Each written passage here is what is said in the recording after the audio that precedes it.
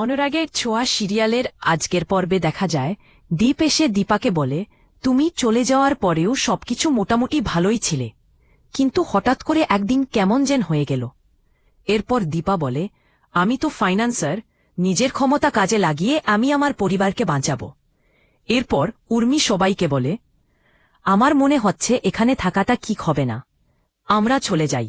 তখন সূর্য বলে, তোমরা গেলে চলে যাও, কিন্তু আমি এখান থেকে যাব না, আমার মনে হচ্ছে আমার আপন কেউ এখানে আছে। এরপর মিটিং করতে এসে রূপা যখন মাঝখানে কথা বলে, তখন সূর্য বলে, তোমাকে আমি একটু মানুষ করতে পারিনি, তুমি কেন বোর্ড মিটিংয়ের মাঝখানে কথা বলছ? অবিনাশ জিজ্ঞেস করে, আপনি ওকে চেনেন? তখন সূর্য বলে, আমার কেন জানি মনে হলো ও আমার মেয়ে। তখন উর্মি বলে, আপনার মেয়ে শুধু হিসো না। রূপা বুঝতে পারে মা ঠিকই বলেছে, বাবা যেন স্মৃতি আর বিস্মৃতির মাঝখানে আটকে গেছেন। রূপা তখন প্রেজেন্টেশন দেওয়া শুরু করে। অন্যদিকে বাড়িতে কুন্তলা এসে যজ্ঞ করতে শুরু করলে পালক বলে, আপনি এগুলো কি শুরু করেছেন? তখনই কুন্তলা বলে, আমার ছেলে তখন ওইভাবে রক্তাক্ত অবস্থায় পড়েছিল, মাঝে মাঝে সে আমার কাছে আসে আর বলে সে ভালো নেই। তারপর কুন্তলা সোনাকে বলে যে তোমার স্বামীকে খুন করেছে সেই মহিলার সঙ্গে যেন তোমার বাবার দেখা না হয়। অন্যদিকে অফিসে প্রেজেন্টেশন শেষ হওয়ার পর দীপা সবার জন্য খাবার আনতে বলে। তখনই উর্মি অদ্ভুতভাবে সূর্যকে আবার ওষুধ খেতে বলে। সূর্য বলে, ওষুধ তো খাবারের আগে ছিল না, তাহলে আমি কেনে খাব? উর্মি বলে, দেখছ জয়, দাদাই তো আমার কোনো কথা শুনছে না। সূর্য বলে, তুমি কি বলতে চাইছ?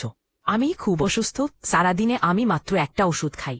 সুযোগ বুঝে অবিনাশ উর্মির কাছ থেকে ওষুধটা প্লেটে নিয়ে সূর্যের সামনে রেখে দিয়ে বলে, আপনার খাবারটা হয়ে গেছে, আপনি ওষুধটা খেয়ে নিন। এরপর সূর্যে দেখে অবিনাশ দীপার পাশে দাঁড়িয়ে আছে।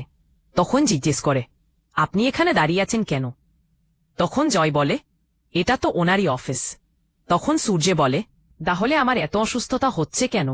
এরপর দীপা সুযোগ বুঝে ওষুধের প্লেটে খাবার ফেলে প্লেটটা নোংরা করে সোজা ডাস্টবিনে ফেলে দিয়ে, আর উর্মি সেই ডাস্টবিন থেকে ওষুধটা বের করার চেষ্টা করে।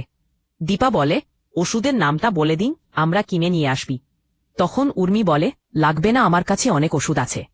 উর্মি আবারও সূর্যকে জোর করে ওষুধ খাওয়ানোর চেষ্টা করে। সূর্যে বলে, আমি আজ কোনো ওষুধ খাব না, এটা খেলেই পরে আমার ওষুধটা হয়। এরপর দীপা বাইরে এসে ডাস্টবিন থেকে ওষুধটা তুলে নিয়ে বলে, এই ওষুধেই অনেক বড় রহস্য লুকিয়ে আছে। এরপর